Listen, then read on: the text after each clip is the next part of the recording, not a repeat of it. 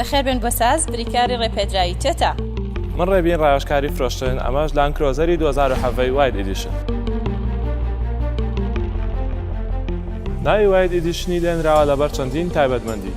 بەشی پێشەوەی بە تازەترین شێواز دروست کراوە کە ڕەنگی سپی و کرۆمە و هەروەها بوونی لۆگۆی شوشەیی تۆیۆتا. لایتەکانی پێشەوە بە ڕەنگی کڕۆمی ڕۆژ دروست کراوە کە جوانیەکی سەرنجڕاکێش دەدات. ئەوەی کە من زیاتر پێم جوانە جوڵەی بەردەوامی ئیشارەتەکانیەتی. سەرەڕای جوانیەکەی وە سەلامەتیش سوودی زیاترە و چونکە باشتر دەبینێت. ئەوەشتان بیر نەچێ کە سەرجەم ئۆتۆمبیلەکانمان گرنتی 3 ساڵ یان 100,000 کیلۆمەتریان لەگەڵدایە. ئەگەڕێینەوە لاتان بۆ باسکردنی تایبەتمەندیەکانی تر. بەخێربێن بۆ ساز. ئێستا لاندکرۆزەرێکی واید ئیدیشن بکڕە و یەکێک لەم 4 خەڵاتە وەربگرە. هەروەها ناوت دەچێتە تیر و پشکەوە بۆ بردنەوەی گشتێکی دووکەسی بۆ یابان تەنها لە ڕێی بریکارە ڕێپێدراوەکانمانەوە. تۆیۆتا لێ بخڕە بە دڵنیایی.